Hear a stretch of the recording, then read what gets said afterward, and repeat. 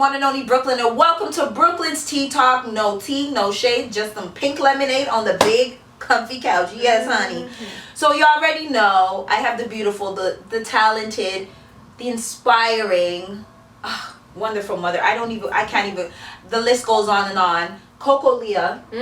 Yes, thank you again. Because last time we sat down, you were doing a video with DT. Right. And stuff like that. How was that? Like, when I walked in, it was like, the move was kind of real sexy, girl. It was sexy. Yeah. It was good. It was fun shooting that. Yeah. You enjoyed it a lot? I did. Yes, was that like your first ever intimate, like real intimate video, or have you had intimate videos like that? Because girl, when I watched that video,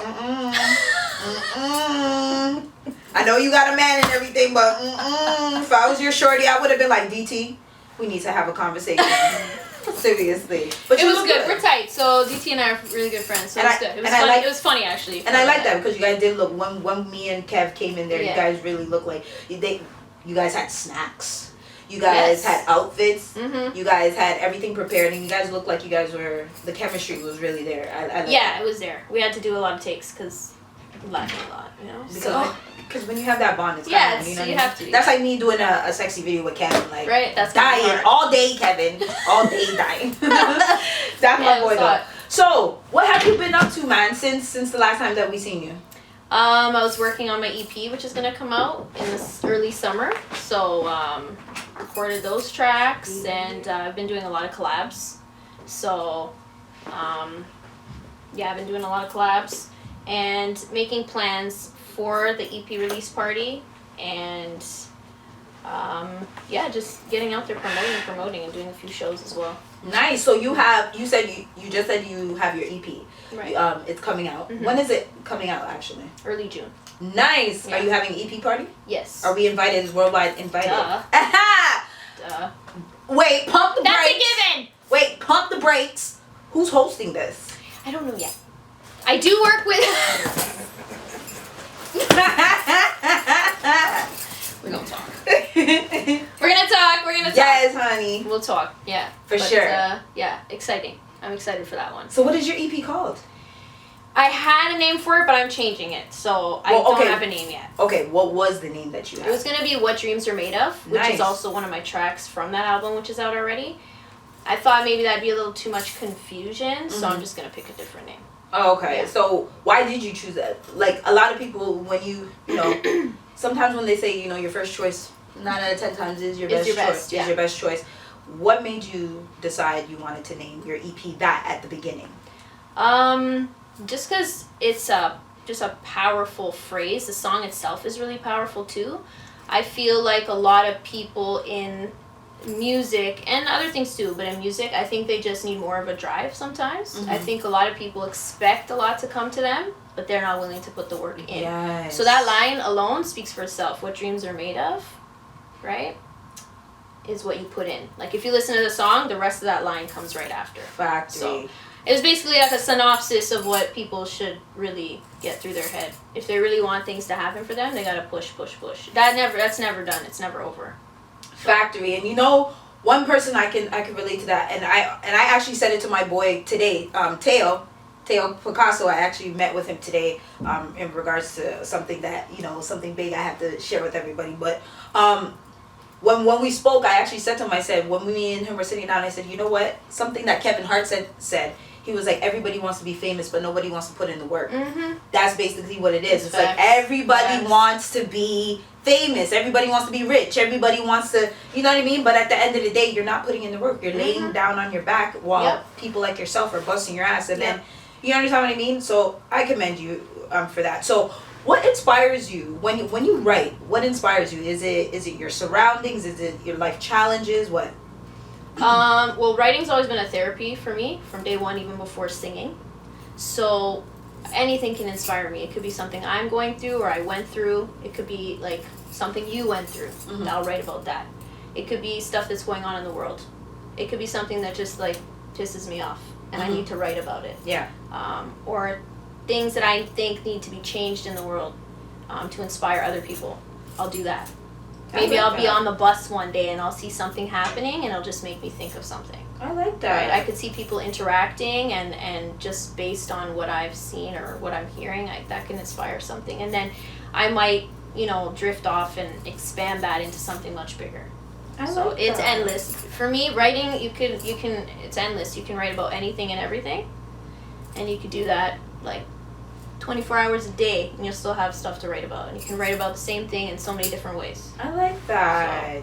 So off of your EP, because I know when it comes to selecting music, especially when it comes to EPs and projects and albums and stuff like that, how many songs do you have on your EP, and why did you choose those songs? Like, say for instance you had 30 songs, how much do you have, and why did you choose those specific songs? I chose 7, and the reason I kept it at 7 was because I was looking through different options of beats and stuff, and when I had the ones that I had and I wrote to them, I felt like everything I wrote about in each song was enough for the message I was trying to convey, so I just capped it right at that. And my EP before that only had 5. My demo before that only had 4. So my goal is each time I do one project, it's more than the one before, because you gotta step it up.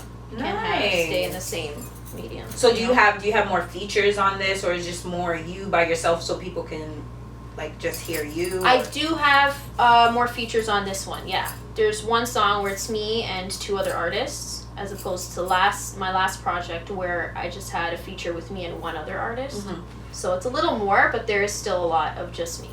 So when it comes to beats, because you were just talking about beats, I know when it comes to artists, it's very hard to choose beats, and trust me, the selections, and I could just imagine the amount of people that send you beats all the time. Hey, Coco, yo, I have a sick beat for you. What makes you say, yo, that's it? Like, what kind of beats do you like? Do you like the trap? Do you like the old school hip hop, the new school? Well, I'm old school all around, like 90s all the way. Thank you. So, damn! Another one! So yeah, I'm 90s all the way. When I'm listening to a beat, I literally within like not even 30 seconds, I have to love it. Not even 30 seconds.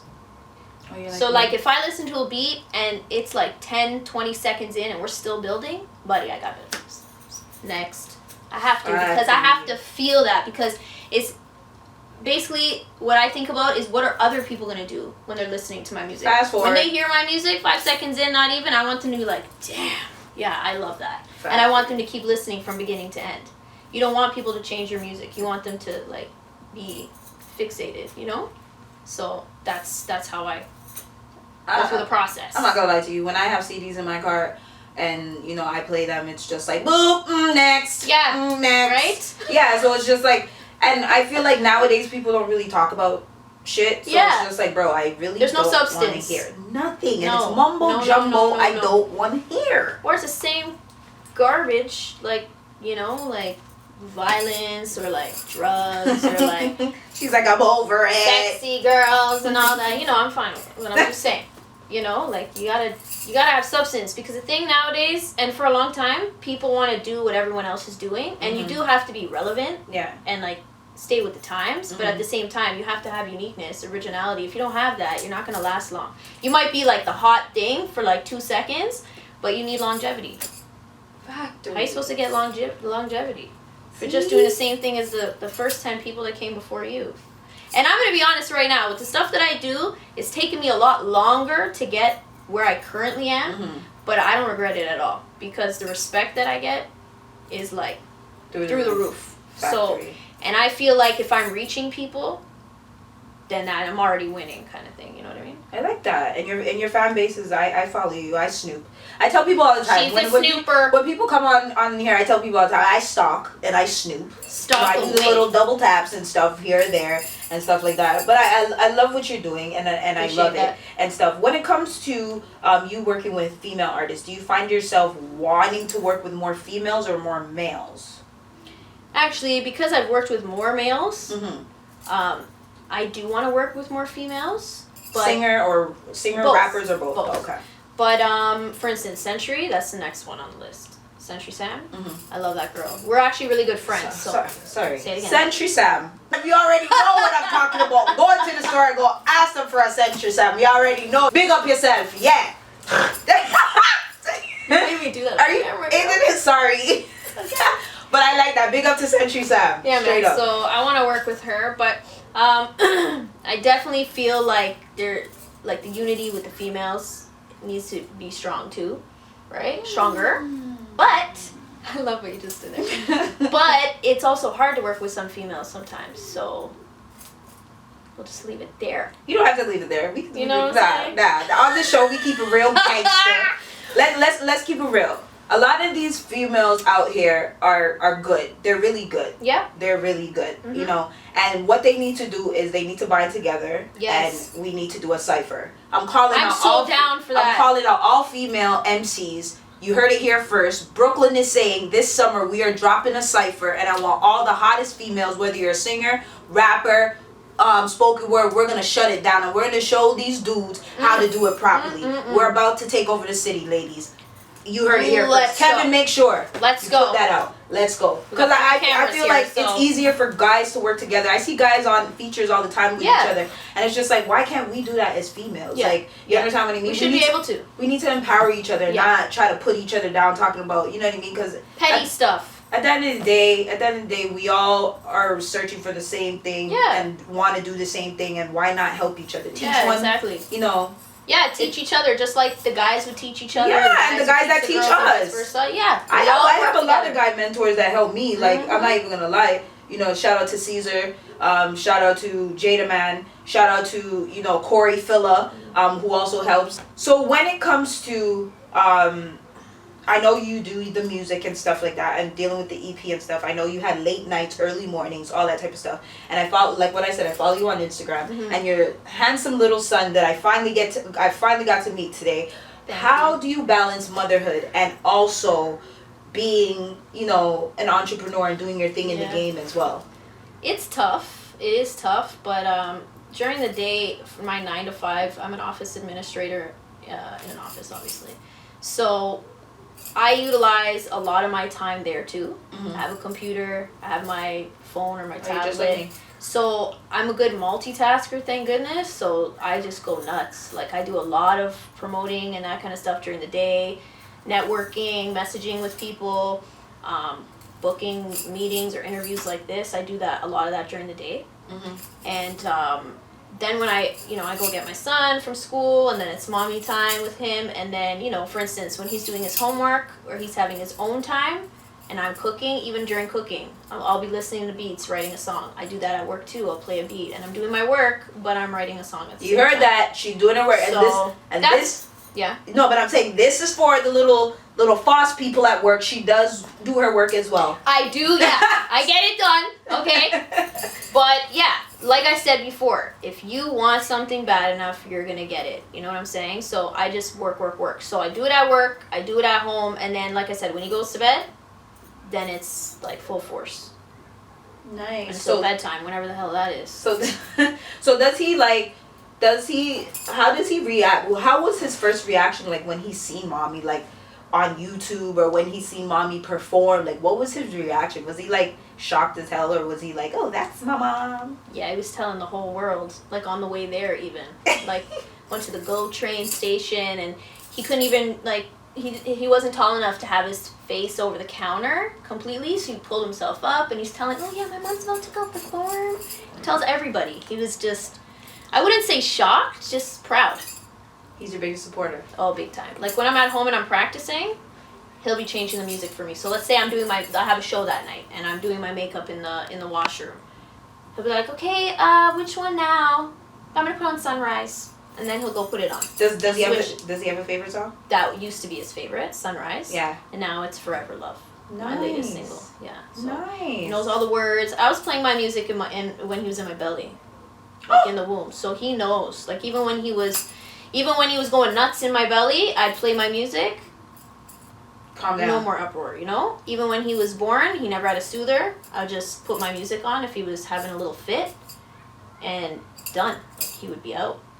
Nice. Just calm down instantly. So he's very, very used to the music, and he's very involved, like you can see. That's what's up. I take him as many places as I can. That's and even when I've gone, I went to Ohio with DT recently, right? I took him there too. Went to New York last year, took him with me there too. So he always wants to go. If he doesn't get to go, he's upset. The only time he really understands is if it's a show at night, because, you know, he can't go to those kind of shows. Even still, sometimes like, oh, I can't go. but he understands. But if it's stuff like this, he wants to be able to be there. So I'm happy that we were able to and I'm happy I got to meet him. Me too. So with everything that's going on, I know you see with the tragedies that happened. We even had like there was a down the road from here there was a shooting that happened today, as today. As a mother, I asked this, there's something that I'm starting. It's one of these things. If you follow me on Instagram, you would see it. It's called Dare Black Men. Yep. So that's the movement that I'm trying to like move, and basically for us women to let these guys know, yo, Dare Black Men, we need you. We need you guys as protectors. We need you guys as guiders. We need you guys to be the positive role models in these young boys' lives. Exactly. So as a mother, because I know people say all the time, there's single mothers that try to do both. As a mother, what would you say to your son what do you say to your son in these times? Like what would you say to your son if he was to come to you and say, hey mommy, what's going on, I'm scared, like what would you say to him in this? To be honest with you, I talk to him about the violence that goes on. Like him and I have such a close relationship where I'm very open with him about everything, so he's very, very aware of the fact that the violence is just escalating. And like I said, I'm very open with him and he's very comfortable to talk to me about a lot of things. So if he were to come to me about his fear of violence, I mean, we'd sit down and we'd have a comfortable talk about it.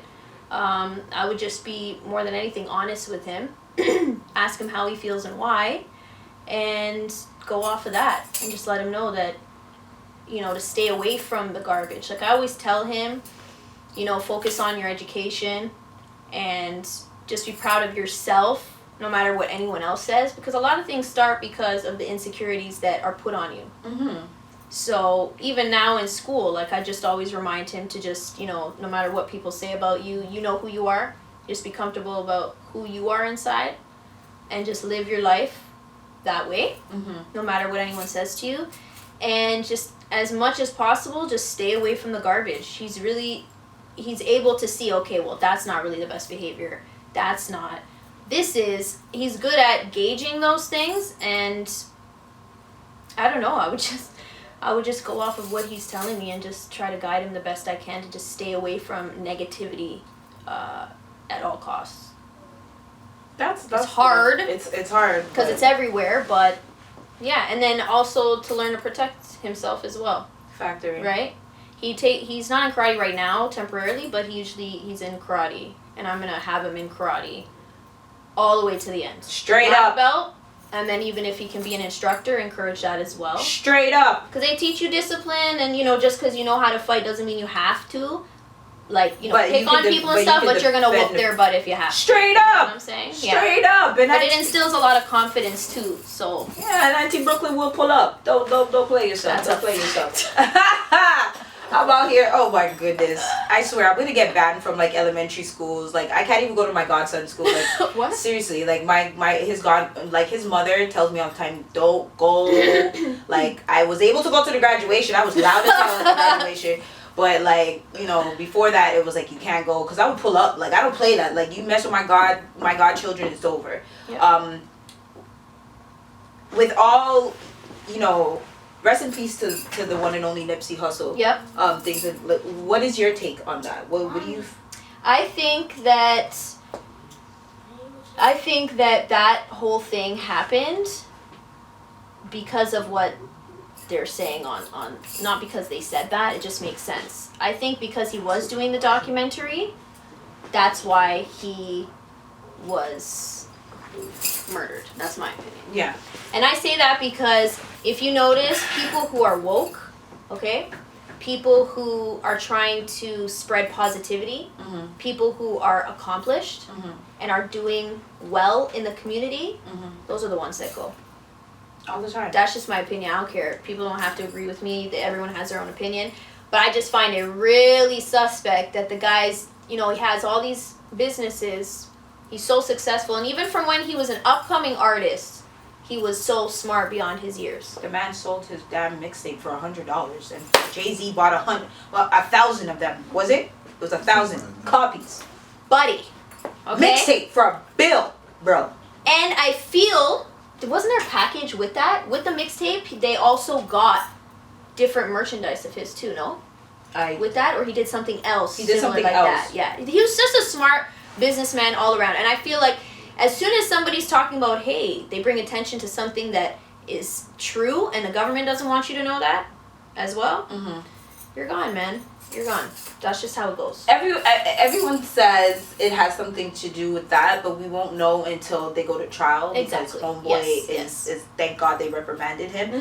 But to me personally, I believe like this struck everybody so hard the same way it struck us when Tupac died. And to me, I look at it like let's think about this logically. When Biggie died, Biggie's bodyguard was not with him. He was in the car behind him. When Tupac died, Tupac's bodyguard was not with him. He was with Suge Knight. And when Nipsey, his bodyguards weren't with him either. Nope. So it's like as soon as the great ones, it's like that one day that they either tell their bodyguards or somebody tells their bodyguards, yo, chill. Like it's not even that serious. Yeah. Like you understand? That's when things happen. Because it was like couple days before that, he had he had a music video where he had about 10 armed police officers that were there. So in the back of my head, as his friends, I would look at it like, yo, if we just had 10 police officers with you, I don't care what you say, Nipsey, we're coming with you. With you, exactly. As real niggas, that's what you do. Like I don't give two shits. Even if you send somebody to even follow behind him without him even knowing. You gotta do that. I'm gonna do that because once you become successful in the game, it doesn't matter who you are. People are gonna come for you, regardless. Like poor Lauren London. My condolences to her. Kodak Black is an idiot. I can't stand that guy. He's an idiot. You understand what I mean? His little. Oh, you know, I'm gonna give her a year to cry, and you know, I'm gonna. Nigga, please, you are ugly as shit. And Lauren London, you're not even on Lauren London's level at all. Nope. But to me, I just feel like. Dear Black men, what I'm trying to I love that. What I'm trying to do, that movement is like for things like this. Now Nipsey Hussle's kids, his two kids, his daughter and his son, are not going to be without a father. Lauren London's going to be without a husband. His mother and his family is going to be without a son, a brother. You understand what I mean? So it's just like, and now his community, who he brought together and gave people jobs. Exactly. These guys who were like drug dealers or ex-cons or whatever the case may be, and addicts and stuff. He cleaned them up and gave them jobs. Who would do that? He put back into the community. He didn't just say, okay, I have businesses and I'm successful and I'm raking in all this money. He put back into the community. And that's what every single person that becomes successful, in my opinion, needs to do. If every single person did that, imagine where our communities would be. Imagine where our world would be right now. I mean, now all of a sudden when Nipsey Hussle passes away, rest in peace to Nipsey, all of a sudden everybody wants to, I'm about my community. No, you weren't. You be about it just to be about it. No. Somebody doesn't have to die for you to be like, oh my God. People have been dying, okay? People have been dying all over the place. Women, children, men. It doesn't matter. You should just be about your community, period. So I love that you're doing what you're doing. And what I'm going to be starting to do too is I'm working on a fundraiser for this year and also some shows, starting with my EP release party, that are going to be community based. Nice. So each time it'll be another community. Nice. To put back into the community. Nice. So I'm excited for that too. Like, thanks, Carol. I always believe in giving back to my community. I've been giving back to my community from 19 how long. I've been giving back to my community before volunteering and anything became popular and any of that. A lot of people used to look at me and say, Brooklyn, I don't understand how you spend so many XYZ with these kids and you do this for kids. You come out of your pocket, you do this, you do that. And at the end of the day, I did it because I loved it. Exactly. I did it because you were genuine about it. I was genuine, and also because I realized that some of them have single mother homes, single parent homes, I should say. You understand what I mean? Some of them don't have structure. Some of them had big sisters, but their big sisters weren't big sisters to them. Yes. So I took on that role to be that big sister or that. You understand what I mean? So it was like putting a smile on their face meant the world to me. Like, and that's what it's about. Like, making my community happy is what I love to do. And it takes a village, right? To raise a child. That phrase is so monumental. It doesn't even have to be somebody that you know. Like, you didn't know a lot of those kids. Maybe you did know some, I don't know, but I'm saying there's a lot of people you don't even know. It doesn't mean you can't help them.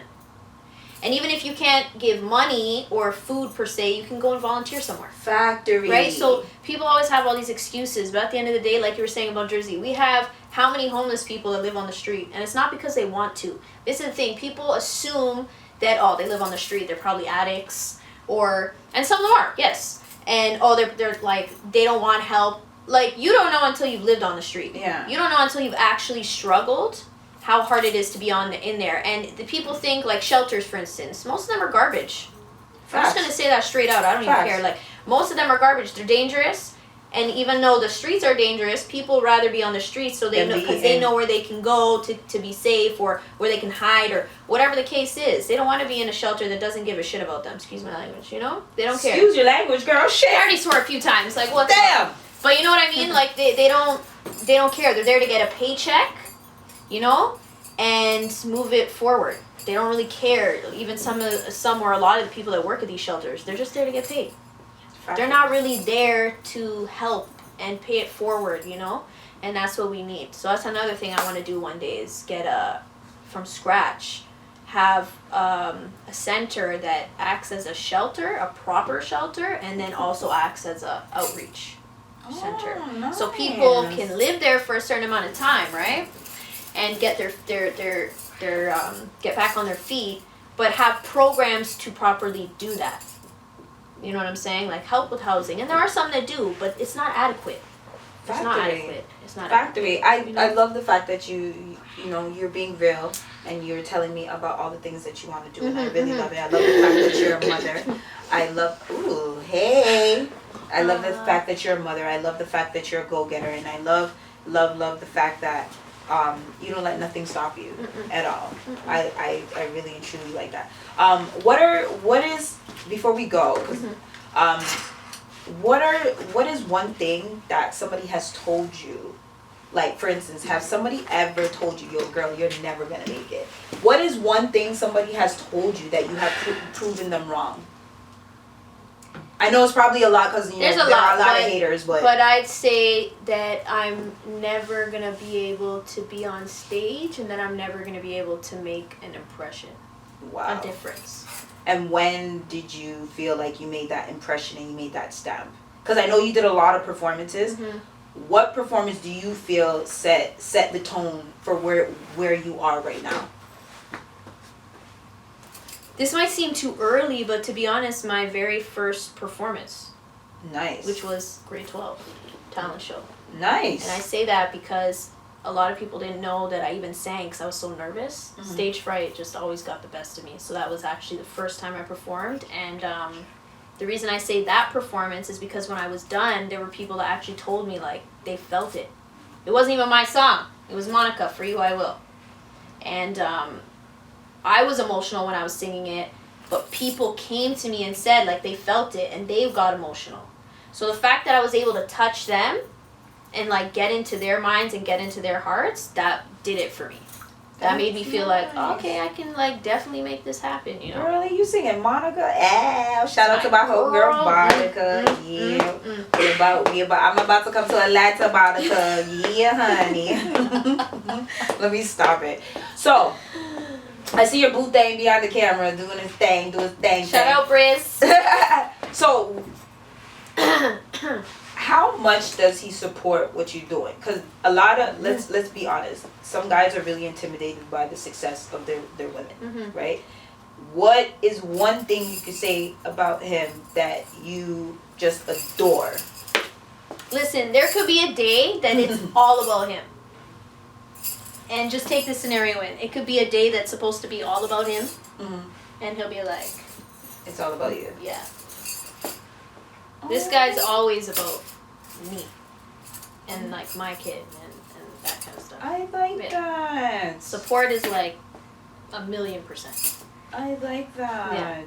I love that. I love the fact that he supports you, he supports your son and stuff like that. Because, you know, when people... It's very hard for a lot of people. Yeah, when people get into that... A lot of people talk the talk, oh, yeah, I could be a great, you know, stepfather or blah, blah, blah, blah, blah. Yeah. Or a great father, blah, blah, blah. And then when they get into that role, it's like, bro, you're not even... You need to go. Yeah, you got to go. Yeah, yeah. You understand what I mean? So, shout out to my boy. Look at you looking spliffy in the J's, the vibes up in the building. The boys wearing the fives and they're crisp and all. The all black fives. You guys already know what time it is. You think I need to scoop those? Brooklyn with the kicks. You already know. Yo, I'm about to have a shoe cam. You know what I mean? For check her shoes out, bro. No, these are some boots. These boots are made for kicking ass. Nice. Oh, sorry, boo. It's okay. Oh, okay. Yeah. So, before you go, what's your next show that's coming up? Let us know. Show us the plug. Okay, I'm gonna be honest. Okay, my next show is CMW, Canadian Music Week. Nice. Yeah. So May 11th, sorry. My birthday! Is it? Girl? Yes! May 11th, Coco Leah will be performing at Canadian Music Week. That's the next one. And then after that would be It'll be my EP release party. May 11th. Yeah. Is it? No, May 11th is CMW, and then the next time I'll perform, unless something will comes be your before EP. that, will be the EP release party. Nice. Because right now I'm really focusing on planning all that, and then also planning the fundraiser, because that's a lot of planning. Yeah, a whole lot of planning. Yeah. Well, we're down. Well, Worldwide Entertainment TV, wherever you go. Oh, I know you guys are down. Everywhere you go, we're there. Once again, shout out to yourself for being such an amazing mother and being such amazing influence and being a role model. You know what I mean? Because it's hard in these streets where we live. People think Toronto is an easy place to live. It's really not. No. And shout out to the fact that you have a man that's holding you down and holding down the fort when you're not around. He's holding down the fort. I really appreciate that. A great team. So do I. In order for you to work, you have to have that great that team. You know what I mean? And I love that. So I can't wait for you to come back. Me too. Make sure you come back. Oh, I'll be here. So and make sure you bring the EP so we can share with the world. Yeah, let everybody know where they can follow you, where they can find your music at and stuff like that. Okay, so I have a website, cocoleah.ca, so that's COCOLEAH.ca, and all my links and everything are on there, but you can also find me on IG, coco.leah, and then YouTube, Facebook, Instagram, Twitter, SoundCloud, Coco Leah. Yes. So pretty much everywhere. Spotify, all digital platforms, everywhere. But you can find it all on my website. Yes, follow her. Follow. Click those links. Click those bios. Yup. Share. You know what I mean? Don't be a hater. Be a congratulator. Give me feedback too. I love to hear people's feedback. Good and bad, eh? Because but don't be a hater. Don't come in with that mind like, oh my God. No. Like, be open-minded, please. Exactly. You have to say that before you pitch it because a lot of people will come with straight hate. Yeah, I don't want to hate because I'll just... No hate. Next block. Delete, block. Control, Alt, delete. I work around the computer all day, so Control, Alt, delete. So yeah, once again, Coco Leah, always high five, always a pleasure. Yes, girl. And next time, hopefully, we can have your son on the couch and we can spend some time. You can let me know what's going on at school and kick back. Does that sound good? Maybe. Maybe. You like being on camera. Now you get nervous. You gave Auntie Brooklyn a maybe? Alright, not a problem, son. Not a problem. So once again, thank you guys for tuning in. Thanks. Shout out to Worldwide Entertainment. Kevin behind the camera there. Brooklyn right here. Briz behind that camera. Little man over there. Yes, honey. And shout out to everybody who supports me, because if it wasn't for the support that I have, I wouldn't be as far as I am. You gotta give love to the supporters always. Yes, and ladies, once again, Kevin is available. Hit me up. We have, we have. As he shakes his head behind the camera. Zoomed in on Kevin too. I am out.